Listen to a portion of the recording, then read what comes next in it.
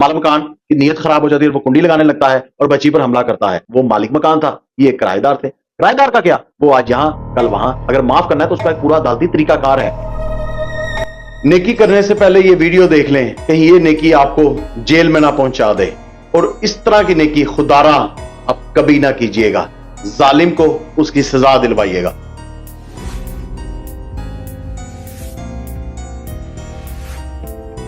अस्सलाम वालेकुम जी, welcome to my YouTube channel Azlan on child wellbeing.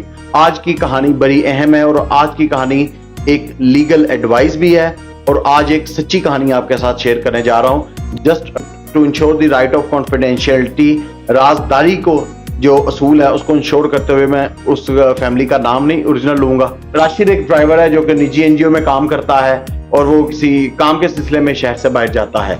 इस दौरान उसके घर में उसकी 3 बच्चियां, 2 बच्चियां बड़ी, एक 16 साल की, एक शायद 12 साल की और एक शीरख्वार बच्ची थी। और माँ घर में छोटा मोटा सिलाई कढ़ाई का काम करती है, तो कमेटी लेने के सिलसिले में साथ वाले घर में अपने नेबर्स की तरफ जाती है। इस दौरान मालिक मकान उनके घर आता है, माँ के बारे में पूछता है, तब बच्ची बताती है कि अम्मी नहीं है। तो मालिक मकान की नीयत खराब हो जाती है, वो कुंडी लगाने लगता है और बच्ची पर हमला करता है। और इसी दौरान बच्ची अपने आप को बचा के उधर भागती है, शोर मचाती है और माँ साथ वाले घर से वापस आ रही होती है तो उसे घर में चीहों की आवाज आ रही होती है। माँ आती है और फौरन अपने घर का दरवाजा नॉक करती है और इसी दौरान बेटी अंदर से दरवाजा खोलती है और माँ के गले लग के चीख चीख के रोना शुरू कर देती है। माँ फौरन गली में जाती है और पूरे मोहल्ले वालों को इकट्ठा करती है कि ये देखिए मेरी बच्ची के साथ क्या हो रहा है। और इस दौरान वो 15 पे कॉल करती है, पुलिस आती है और उनको जो कल्प्रेट है उस आदमी को, मालिक मकान को पकड़ के ले जाती है। बात यहाँ खत्म नहीं होती, आगे से नई मसाइल शुरू हो जाते हैं। पहले तो पूरा दिन उनको थाने में बिठाया जाता है, उस ड्राइवर को भी बुला लिया जाता है, उसकी बीवी को भी, और पूरा दिन बिठाने तक उनकी एफआईआर दर्ज नहीं की जाती। हाँ जी, फिर थोड़े से असर सूख यूज करने के बाद और खुसूसन madam Sara Ahmed, chairperson child protection welfare bureau का मैं शुक्रिया अदा करता हूँ, उनकी सपोर्ट से पुलिस उनके ऊपर एफआईआर दर्ज कर देती है। एफआईआर दर्ज करने के बाद फिर उस पर प्रेशर डाला जाता है गरीब फैमिली पे कि वो सुलह कर ले, लेकिन वो सुलह नहीं करता। वो कहता मुझे इंसाफ चाहिए और मैं इसको अदालत के कटहरे में जाऊंगा और दूसरों के लिए भी ये मिसाल बनाना चाहूंगा ताकि कोई किसी बच्ची, किसी बेटी, किसी के बच्चे की तरफ बुरी आंख से ना देखे। पर हमारा ये मुआशरा है और वो देहाती गांव से ताल्लुक रखने वाला था, देहाती कल्चर से ताल्लुक रखने वाला था, नॉर्म्स वैल्यूज का ख्याल रखता था। मालिक मकान की बेटियां उसके घर आती हैं, अपना दुपट्टा रखती हैं और कहती हैं अंकल जी हमारे अब्बू को माफ कर दें। तो वो उन बेटियों का सर देखते हुए उनको माफ कर देता है। पुलिस स्टेशन जाता है, एसएचओ साहब को कहता है जी मैं इन्हें माफ कर रहा हूँ। एसएचओ साहब ने कहा जी मैंने तो तुम्हें पहले कहा था, तुम्हें कोई गलत फहमी होगी। उसने कहा जी गलत फहमी नहीं, मैं अल्लाह की राह के लिए माफ कर रहा हूँ। स्टाम्प लिखाया जाता है, इसके ऊपर तहरीर लिखी जाती है, इसके लिए मैंने किसी से 1 रुपया या कोई दबाव या प्रेशर नहीं है मेरे पर, सिर्फ अल्लाह की राह के लिए माफ कर रहा हूँ। वो उसे माफ करते हैं और दोनों फैमिलीज अपने घर आ जाती हैं। असल कहानी अब शुरू होती है। 2 माह गुजर जाते हैं। 2 माह बाद उस बच्ची की मां को एक टेलीफोन कॉल आती है। अस्सलाम वालेकुम जी, मैं पुलिस स्टेशन से फलां एसआई बात कर रहा हूँ। डीपीओ साहब की खुली कचहरी है, उसमें आपने पेश होना और आपने बताना है ये आपने खुद माफ किया है और आपको हमारी तरफ से कोई प्रॉब्लम नहीं आई। उसने कहा ठीक है भाई, मैं घंटे तक आ जाती हूँ। उसने कहा नहीं, ये मरियम नवाज की हुकूमत है, साहिल खुद थाने नहीं आएगा बल्कि हम साहिल के पास आएंगे और उसको अपने साथ थाने लेके जाएंगे। तो नीचे गाड़ी खड़ी है, आप आ जाएं और मैं आपको लेके और घंटे तक आपको वापस छोड़ जाऊंगा।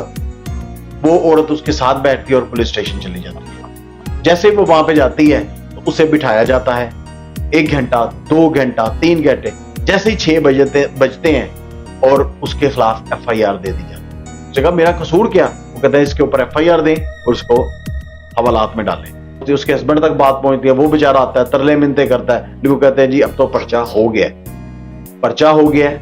सारे परेशान होते हैं, दाएं बाएं पूछा जाता है, हमसे पूछा जाता है। अपने लीगल एडवाइजर एक पुलिस वाले दोस्त के से जब बात करते हैं तो कहते हैं जी 2022 में एक ऑर्डिनेंस पास हुआ था, अगर कोई रेप अटेम्प्ट या रेप का केस हो और उसको माफ कर दिया जाए तो आप उल्टा जो मजलूम है उसके ऊपर एफआईआर काट दें, उसने माफ क्यों किया। मैं इसमें किसी की गलत इंटेंशन नहीं कहता, गवर्नमेंट का अच्छा इकदाम है कि इस तरह के केसेस में जिसमें झूठे इल्जाम लगा दिए जाते थे पैसा बटोरने के लिए, लेकिन गवर्नमेंट ने बड़ा अच्छा इंतजाम किया है कि आप उल्टा उसके ऊपर पर्चा दें जो बाद में सुलह करे। लेकिन यहाँ पे ये आता है, क्या उस गरीब को, क्या उस अनपढ़ को, उस मार्जिनलाइज फैमिली को किसी ने उस वक्त गाइड किया? उन एसएचओ साहब पे जिम्मेदारी आती है, क्या उन्होंने उस वक्त उसको गाइड किया कि भाई इस तरह से नहीं करना, अगर माफ करना है तो उसका एक पूरा अदालती तरीकाकार है। एनी हाउ उसको सुबह जब होती है तो अदालत पेश किया जाता है। लकीली जो जज साहिबा थी वो भी एक फीमेल थी, उन्होंने एक माँ का दर्द समझती थी। उनको जब बताया गया इनकी बेटी सारी रात माँ के दूध के लिए बिलखती रही है, रोती रही है, तो वो केस को डिटेल में सुनने के बाद आखिरकार उस औरत को बाइज्जत बरी कर देती है। यहां पे बहुत सारे सवाल इकट्ठे हो जाते हैं। सबसे पहला तो उस मुआशरे का, उस बेहिस मुआशरे से सवाल पूछा जाए कि जब वो मां रोती बिलखती बाहर आके बोलती है कि ये देखो मेरी बच्ची के साथ क्या हुआ, सबने खिड़कियों से निकल के, दरवाजों से निकल के तमाशा देखा, लेकिन किसी ने उस आदमी को नहीं कहा, कुछ कहा। क्यों? वो मालिक मकान था, ये किराएदार थे। किराएदार का क्या, वो आज यहां कल वहां, लेकिन हमने तो ताल्लुक रखना है मालिक मकान से। मालिक मकान से नहीं बिगड़नी चाहिए। जब बात पुलिस स्टेशन जाती है तो 4 लोग उनके हक में गवाही देने आ जाते हैं कि ये तो भाई साहब बड़े अच्छे हैं, इन्होंने तो आज तक ऐसा मोहल्ले में नहीं किया, क्योंकि वो मालिक मकान, ये किराएदार। किराएदार की क्या जिंदगी होती है।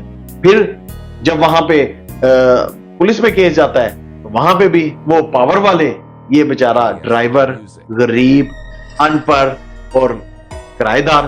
किराएदार की भी क्या जिंदगी है, इसने को यहां रहना है, हम तो ताल्लुक रखेंगे मालिक मकान के साथ। और जब ये केस आगे बढ़ता है और सुलह तक बात पहुंचती है, तब भी किसी ने उसे गाइड नहीं किया कि माफ करने का असल कानूनी तरीका इसमें क्या है।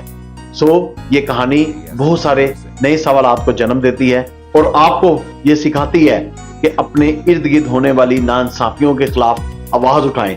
बच्चों का तहफ्फुज, सिर्फ हमें अपने बच्चों का तहफ्फुज हम पे फर्ज नहीं, बल्कि तमाम बच्चों का तहफ्फुज फर्ज है। रमजान के इस बाबरकत महीने में आइए हम नमाजें, रोजे, ज़कात, फितराना इबादत तो कर रहे हैं, साथ ये भी अपने बच्चों का तहफ्फुज करें, बच्चों को उनके राइट्स दें। ये भी एक इबादत है, क्योंकि हमारे नबी करीम सल्लल्लाहु अलैहि वसल्लम ने कहा कि बच्चे जन्नत के बाग के फूल हैं और ये फूल खिले हुए ही अच्छे लगते हैं, खुशबूदार ही अच्छे लगते हैं। तो आइए इन फूलों को मजीद महकाएं, इन फूलों में मजीद रंग बढ़ें और इस बाग को, इस दुनिया के खूबसूरत बाग को फूलों के साथ खुशगवार बनाएं। आपके देखने का शुक्रिया।